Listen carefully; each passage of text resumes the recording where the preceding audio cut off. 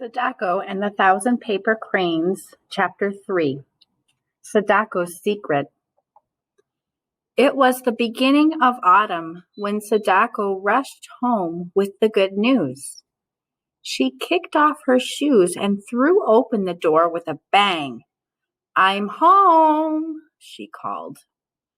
Her mother was fixing supper in the kitchen.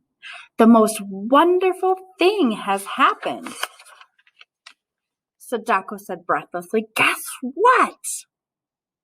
"Many wonderful things happened to you, Sadako-chan. I can't even guess." "The big race on field day," Sadako said. "I've been chosen from the bamboo class to be on the relay team." She danced around the room, gaily swinging her school bag. "Just think, if we win, I'll be sure to get on the team in junior high school next year." That was what Sadako wanted more than anything else. At supper, Mr. Sasaki made a long speech about family honor and pride. Even Masahiro was impressed. Sadako was too excited to eat. She just sat there, grinning happily. From then on, Sadako thought of only one thing: the relay race. She practiced every day at school and often ran all the way home.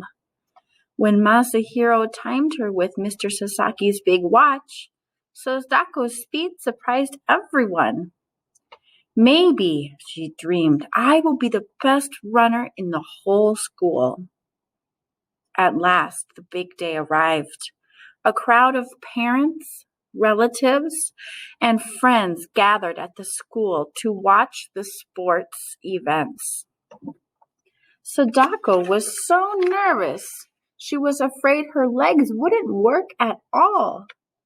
Members of the other team suddenly looked taller and stronger than her teammates. When Sadako told her mother how she felt, Mrs. Sasaki said, "Sadako-chan, it is natural to be a little bit afraid. But don't worry. When you get out there, you will run as fast as you can." Then it was time for the relay race.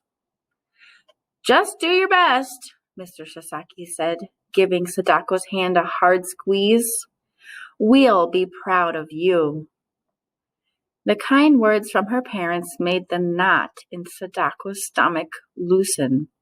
They love me, no matter what, she thought. At the signal to start, Sadako forgot everything but the race. When it was her turn, she ran with all the strength she had. Sadako's heart was still thumping painfully against her ribs when the race was over.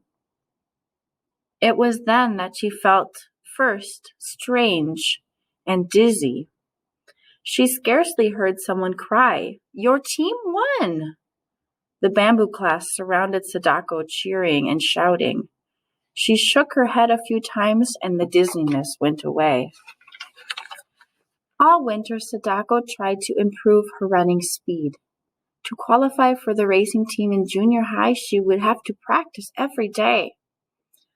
Sometimes after a long run, the dizziness returned. Sadako decided not to tell her family about it. She tried to convince herself that it meant nothing, that the dizziness would go away. But it didn't. It got worse. Frightened, Sadako carried the secret inside of her. She didn't even tell Chizuko, her best friend. On New Year's Eve, Sadako hoped she could magically wish away the dizzy spells. How perfect everything would be if she didn't have this secret. At midnight, she was cozy in her bed quilts when the temple bells began to chime. They were ringing out all of the evils of the old year so that the new year would have a fine beginning. Which, with each ring, Sadako drowsily made her special wish. The next morning, the Sasaki family joined crowds of people as they visited their shrines. Mrs. Sasaki looked beautiful in her best flowered silk kimono. As soon as we can afford it, I will buy a kimono for you, she promised Sadako. A girl your age should have one. Sadako thanked her mother politely, but she didn't care about a kimono. She only cared about racing with the team in junior high. Amidst throngs of happy people, Sadako forgot her secret for a while.